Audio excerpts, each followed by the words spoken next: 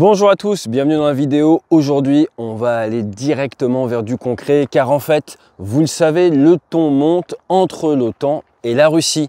Et certaines personnes appellent à détruire des aéronefs russes qui pénétreraient à l'intérieur de l'espace aérien de l'OTAN.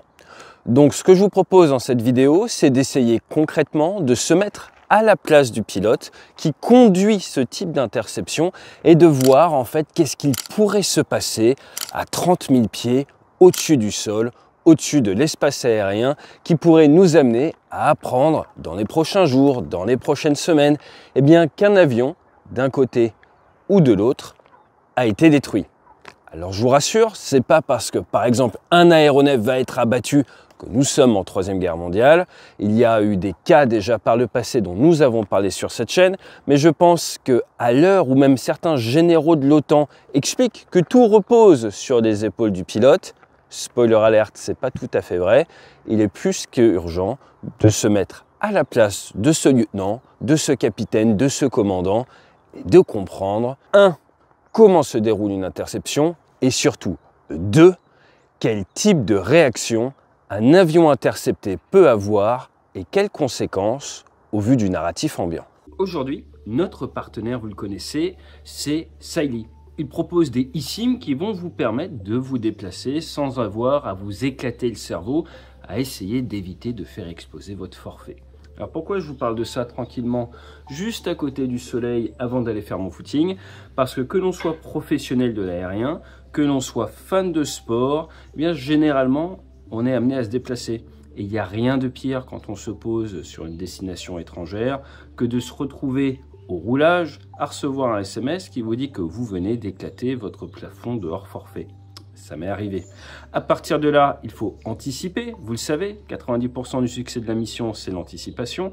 Et que vous souhaitez aller parcourir le monde pour des raisons professionnelles, sportives ou personnelles, eh bien, Saily est votre meilleur ami et une petite checklist très simple à faire. Vous téléchargez l'application, vous anticipez la sélection de votre eSIM fonction du lieu où vous voulez aller. Sur l'application, c'est très simple, vous sélectionnez le forfait qui correspond au pays ou à la zone, si vous êtes parti pour faire un long footing, qui vous intéresse. Et ensuite, derrière, une fois que vous êtes posé, vous allez directement avoir accès sur votre téléphone à la data, à votre forfait. Donc c'est ultra simple, franchement c'est top. Avec AT15, vous avez 15% de réduction et ça vous évitera, comme moi, d'éclater votre hors forfait. C'est très vite extrêmement rentable. L'autre point important, c'est également valable si vous naviguez avec votre téléphone et la data, avec votre ULM ou votre avion, mine de rien, c'est à prendre en compte. On aime bien dire que pour pouvoir voler, les pilotes ont besoin d'ailes, ont besoin de mécanos, ont besoin de la technique derrière. Si vous souhaitez surfer, il vous faut une planche, mais si vous souhaitez surfer sur Internet, il vous faut de la data et Saily, ça va être votre équipier pour ça. Allez, jingle.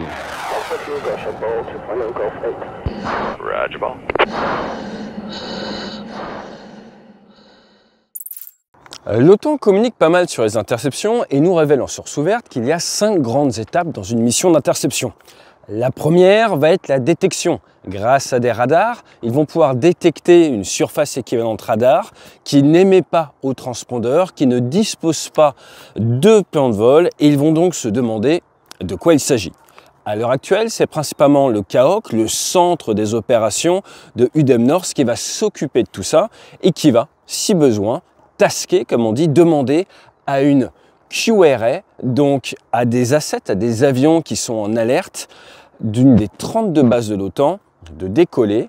Ils ont 15 minutes, c'est le contrat OTAN divulgué en source ouverte, et ensuite d'aller identifier ce qui se passe. Alors comment est-ce qu'on identifie ?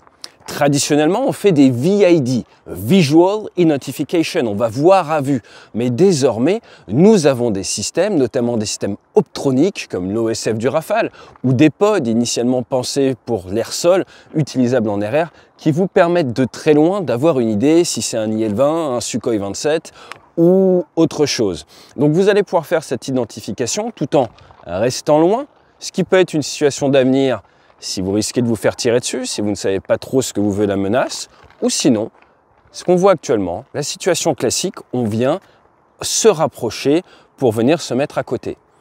Derrière, le pilote va faire un rapport et va dire ce qu'il voit. il va faire des photos, va parler de l'armement, c'est là où des avions avec des soutes sont plus complexes en termes de renseignements à appréhender. Et ensuite, il va accompagner cet avion, donnant comme ça un code transpondeur à côté, une meilleure conscience de la situation au transport aérien civil pour permettre une déconfliction, car je vous le rappelle, il est autorisé pour des aéronefs militaires de se balader à plus de 12 nautiques des côtes dans les eaux internationales sans transpondeur. Ils ont la responsabilité d'éviter les trafics civils, mais ce n'est pas confort. À partir de là, à un moment, l'état-major décide que vous avez terminé votre mission d'interception et de surveillance et que vous pouvez rentrer à la base, ce que vous faites, et vous débriefer. Ça, c'est quand tout va bien entre professionnels. Maintenant, si on regarde, même entre nations européennes, par exemple entre les Turcs et les Grecs, le 8 octobre 96, des fois, ça part en cacahuète. Et vous aviez eu 2 Mirage 2000 EG qui avaient intercepté du côté des îles Chios et Samos, des F4 et des F-16D, et un Mirage 2000 avait ouvert le feu et avait abattu un F-16D. Un des 2 membres d'équipage était décédé, l'autre avait été récupéré, et tout ça avait été caché au grand public pendant plusieurs années jusqu'à ce que ça fuite dans la presse et à la fin, les Grecs se sont excusés. Je vous rappelle qu'il y a pas mal de tensions et qu'il y a eu des centaines de violations de l'espace aérien par les Turcs du côté des Grecs. Il faut remonter au traité de Paris en 1947, mais surtout au traité de Lausanne en 1923, suite à la défaite turque face à la Grèce, pour comprendre pourquoi cette zone est assez complexe. Et dans cette région-là, vous avez également des avions de chasse turcs, par exemple en 2012, un F4, qui ont été abattus par les Syriens avec notamment du système solaire. Ensuite, il faut bien faire la différence entre les violations de FIR, d'informations de zones d'information de vol. Par exemple, de août à octobre 2024, les Turcs ont fait 106 violations de la FIR grecque, mais d'un point de vue du droit international, vous avez le droit. Ce que vous n'avez pas le droit de faire, c'est rentrer dans les fameux eaux territoriales. Et pour la petite histoire, le 20 novembre 2009, c'est l'Estonie avec un L410 qui, pour le coup, avait apparemment violé l'espace aérien turc. Encore une fois, tout le monde n'est pas d'accord sur les frontières dans cet endroit du monde. Alors, pourquoi est-ce que je vous dis ça? Vous devez intercepter un avion. Généralement, il y a un préavis. Vous décollez, vous allez anticiper sa trajectoire future. Un avion à Mach 1 fait quand même 18 km par minute, donc ça avance. Et vous allez donc vous rapprocher pour essayer de l'intercepter avant vos eaux territoriales. Là, vous venez vous mettre à côté. Vous vous mettez à côté et vous l'accompagnez. Vous allez l'accompagner, voir ce qu'il fait. Il reste en vol rectiligne horizontal. Tout va bien. Sauf s'il décide de rentrer dans vos eaux à vous ou que vous défendez. À partir de ce moment-là, vous allez soit rien faire, ça dépend des ordres, soit essayer de le sortir de vos eaux territoriales et cela dépend de sa trajectoire. S'il ne fait que manger sur par exemple le nord de vos eaux, comme ce qu'on pourrait voir au nord de l'Estonie, eh bien là, il n'y a pas forcément volonté de l'état-major, il n'y a pas grande plus-value à essayer de rentrer en conflit, vous pouvez accompagner, accepter qu'il morde un peu peut-être pendant 12 minutes et après, une fois qu'il est parti, vous faites demi-tour. Si maintenant il commence à mettre le cap vers votre territoire, là, ça peut être différent. Donc vous allez avoir des interrogations radio. Dans le cas de l'avion russe qui avait été abattu par les Turcs, il y avait eu 10 interrogations radio avant, mais là c'est intéressant. Elles avaient été faites sur 243 MHz. Or, les Russes n'écoutent pas cette fréquence, qui est la fréquence pour les militaires de sauvegarde. Par exemple, c'est comme le 121.5. Donc, il va falloir réussir à trouver une fréquence sur laquelle on est. On peut, par exemple, lui faire le sigle. Et ensuite, derrière, eh bien, vous allez lui faire souvent un battement d'aile. Ce battement d'aile veut dire « suis-moi ». Et après, vous allez prendre le cap où vous souhaitez qu'il aille. Et là, soit il continue sur son cap, soit il vous accompagne, soit il manœuvre contre vous. À chaque fois, on va être dans un jeu un petit peu différent. S'il commence à vous suivre et à sortir, il n'y a pas de souci, vous avez fait votre mission, il n'y a pas d'escalade. S'il continue, derrière, vous rendez compte à l'état-major. Et là, la plus haute chose qu'on peut vous demander à faire ensuite, ça va être de faire un tir de semonce. Donc vous allez vous assurer qu'il n'y a aucun risque pour vos obus, que vous êtes assez haut, qui vont s'autodétruire, qu'il n'y a pas de ville devant. Alors ça vite facteur, si vous vous rapprochez de la côte. Vous pouvez faire un tir de semonce à côté. Et là, ensuite, vous battez des ailes, genre, là maintenant, il faut arrêter.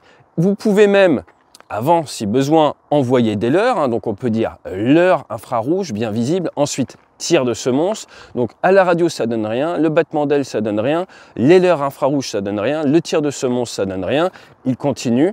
Et bien là, vous allez devoir décider si vous ouvrez le feu ou pas. Soit vous avez la cockpit delegation, l'autorisation dans le cockpit, ce qui est peu probable parce que vous êtes lieutenant ou capitaine. Il faut arrêter de croire qu'un officier subalterne a cette capacité décisionnelle dans un cadre comme ça. Il peut l'avoir sur un tas d'opérations précis, comme par exemple à l'époque avec la no-fly zone en Libye, mais c'est très cadré. Dans un cas d'interception, vous n'allez pas risquer une escalade au niveau décisionnaire, par exemple, d'un lieutenant ou d'un capitaine. Donc, il a ses règles d'engagement, il rend compte, peut-être qu'il va passer weapon out, son master arm sur haut, et là, eh bien, il va dire, bah, les chefs, on est en train de se rapprocher, j'ai encore, par exemple, 1 minute pour pouvoir ouvrir le feu avant qu'il soit au-dessus de notre territoire. Et soit l'état-major est véloce dans sa chaîne décisionnelle avec le politique et vous dit ouverture du feu autorisée et ça donne ça, soit ce n'est pas le cas, ça traîne. Ensuite, l'avion arrive au-dessus de votre territoire. Si on vous autorise à ouvrir le feu, le risque est que l'épave tombe sur une zone habitée, ce qui ne serait pas une situation d'avenir, soit eh bien, vous restez à côté, vous surveillez, vous mettez éventuellement en position de tir, et là vous allez me dire, mais il pourrait l'accrocher radar. Ça pourrait être une gradation supplémentaire. Eh bien là, j'ai malheureusement besoin de vous dire que vous êtes encore un peu dans les années 90 parce que cet accrochage radar n'existe plus vraiment sur les avions modernes. Vous avez, au niveau de votre radar, un type d'onde qui est un balayage continu, ce qu'on appelait sur super-étendard le PSID, poursuite sur information discontinue. Et le capteur de guerre électronique de l'adversaire voit que c'est ce type de forme d'onde. Et pour pouvoir tirer avec un Mirage 2000C, avec certains avions d'ancienne génération, vous deviez passer en PSIC, poursuite sur information continue, le fameux verrouillage radar, le bip qu'on entend dans les films. Sauf que sur les avions modernes, avec des antennes modernes, eh bien, ils n'ont pas besoin de faire ça, voire même dans certains types d'avions, vous ne pouvez pas le faire. Donc vous êtes forcément sur une poursuite en information discontinue. Donc quand on dit « Ah bah il pourrait l'accrocher radar » et malheureusement on voit des généraux de l'armée de terre dire ce genre d'ineptie, eh bien non, c'est rien comprendre à la chasse depuis une vingtaine d'années. Vous n'avez pas cette capacité de gradation et donc en fait, c'est un peu contre-intuitif, mais avec des avions plus modernes, vous avez moins de capacité à dissuader, puisque vous ne pouvez plus faire cette poursuite sur information continue avec des avions très modernes. Maintenant, ça a quand même un souci de temps de guerre, hein, c'est fait pour ça, c'est l'adversaire ne sait pas si vous lui tirez dessus ou pas. Ce qui est génial, le temps de guerre, mais ce qui n'a pas été réfléchi pour faire de l'interception et mettre la pression temps de paix. Maintenant, revenons à notre interception. On a en fait 5 cas. Le premier cas, c'est tout va bien. Le deuxième cas, alors que vous êtes en train de monter vers la menace à intercepter, ce dernier manœuvre. Il n'est pas coopératif, voit que vous voulez l'intercepter et par exemple fait demi-tour. Alors s'il fait demi-tour, il s'en va très bien, mais il peut très bien faire demi-tour et revenir. Et le pire cas serait par exemple 2 avions qui se séparent, vous vous interceptez tout seul parce que vous avez été fatigué par de nombreuses interceptions. Il ne se passe jamais rien. Donc du coup, l'état-major décide de vous envoyer seul. Vous arrivez seul face à un seul contact, qui se sépare en 2, qui vous braquette, vous décidez d'aller vers un, et là, boum, le deuxième vous engage, vous disparaît de l'écran radar, vous ne savez même pas, ça se trouve que vous avez été engagé, et les Russes vont dire « Ah bah il y a eu un accident, peut-être même au-delà des eaux territoriales ». Ça, c'est un piège auquel nos pilotes ne pensaient pas forcément de manière réaliste il y a encore 2-3 mois, auquel si j'étais à leur place, je penserais avant de partir en vol. Et il y a encore pire. Il y a encore pire, c'est vous intercepter des mobiles en vol rectiligne horizontal et alors que vous êtes en phase finale d'interception, même avec un F-35, l'avion manœuvre et vous tire dessus. Et là, vous êtes à l'intérieur de ce qu'on appelle sa NEZ, sa No Escape Zone, et bon courage pour survivre. Et bon courage également pour rendre compte à l'état-major, ça risque d'aller très très vite, d'où l'importance d'envoyer plusieurs avions. Et je pense personnellement, si récemment on a vu les 3 MiG-31 ensemble, c'est pas par hasard. C'est beaucoup plus facile d'ouvrir le feu sans trace et de faire disparaître un avion que 2 ou 3.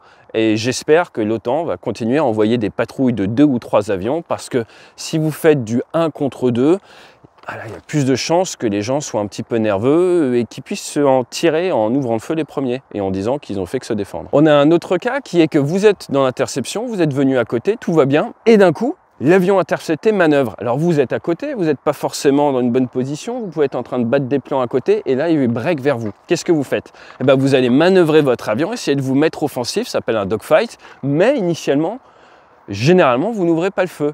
Maintenant, un pilote, si les règles d'engagement évoluent, peut peut-être se retrouver à estimer que c'est un acte hostile et au vu du commandement du briefing qu'il a eu, pourrait être amené à ouvrir le feu et après dire « je n'ai fait que me défendre, il y a eu un mouvement agressif contre moi, je me défends ». Ça, c'est quelque chose qu'on pourra peut-être voir dans les prochains mois. C'est pour ça que quand vous êtes intercepté, généralement, on ne moufte pas. Le dernier cas possible, le cinquième, c'est que vous interceptez un avion qui n'est absolument pas coopératif, qu'il fait ce qu'il veut, ce que l'on disait. À partir de là, s'il fait ce qu'il veut sans jamais mettre en danger votre population, sans avoir de l'armement air-sol, il y a de grandes chances que vous l'accompagniez et que vous soyez là pour surveiller, pour rendre compte. Mais tant que vous n'avez pas d'acte hostile contre vous, tant que vous n'êtes pas en légitime défense, il est peu probable que ça parte en ouverture du feu. Donc pour résumer toute cette vidéo, qu'est-ce que l'on peut dire? Ce que l'on peut dire, c'est que dans les prochaines semaines, j'espère que les avions de l'OTAN seront à minimum par paire lors des interceptions. L'ouverture du feu est généralement conditionnée à de la légitime défense. Maintenant, reste à voir, on ne sait pas, c'est secret, ce que l'OTAN qualifie de légitime défense pour ses équipages. Ça peut même varier en fonction des pays. Mais il ne faut pas oublier que les avions interceptés peuvent également vouloir une escalade, peuvent également manœuvrer, peuvent également bouger. Et il y a un énorme danger, c'est lors de la phase finale d'interception, alors que tout le monde a la main sur le pistolet mais personne ne tire. Si un avion commence à manœuvrer, s'il est très malin, il manœuvre souplement et ensuite il vous fait rentrer dans son système de tir et il ouvre le feu le premier.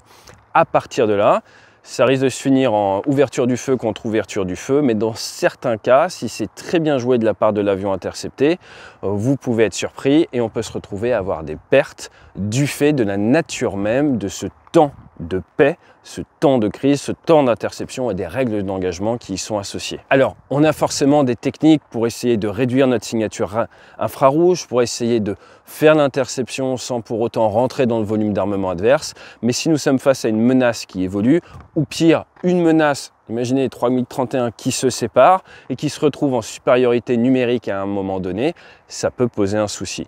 Vous avez tous en tête cette scène de Top Gun où il pense qu'il n'y a qu'un seul plot, mais en fait il y a plusieurs avions. Vous pouvez rapidement vous retrouver dans une situation défensive dans un cas comme ça.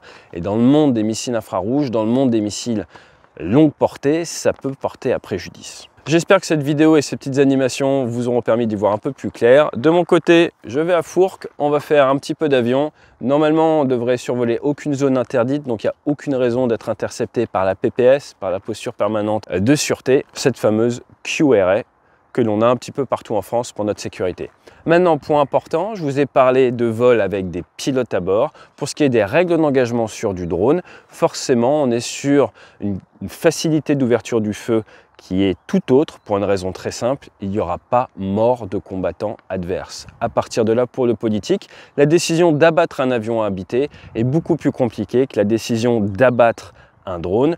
Toujours, il y a dans ces prises de décision, y a-t-il un risque pour la population au sol? Mais le fait d'abattre un drone est forcément non escalatoire, là où abattre un avion peut être un peu plus escalatoire. Mais l'histoire nous montre que des escarmouches localisées ne partent pas forcément en guerre, ce qui peut amener des équipages un peu nerveux à ouvrir le feu. Demandez aux Grecs, ça s'est déjà vu. Maintenant, je vais vous lâcher une petite anecdote puisque vous êtes resté jusqu'au bout de la vidéo. C'est peu connu, mais il faut savoir qu'il y a une dizaine d'années, quand vous aviez les avions de la Baltic Air Policing qui interceptaient les Russes, des fois, ça partait en dogfight réel. Mais ça ne posait pas de souci. Pourquoi? Eh bien parce que chacun savait qu'au vu des tensions, on n'allait pas se tirer dessus pour de vrai. Et quand on voit les Grecs et les Turcs, c'est pareil. Quand ça s'interceptait, plusieurs fois par an, ça partait vraiment en dogfight. Alors il n'y avait pas ouverture du feu, mais ça faisait comme un vol d'entraînement où chacun se renifle et manœuvre de manière assez agressive.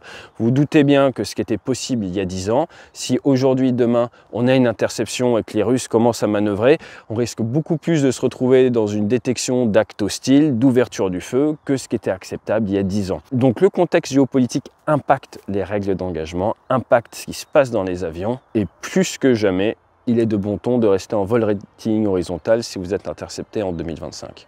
Je vous dis à très vite sur la chaîne. N'hésitez pas à partager la vidéo, à vous abonner, à liker. Et nous avons un tout nouveau workshop en entreprise. N'hésitez pas à nous contacter, à venir faire un tour sur notre site web pour en savoir plus. Fly safe.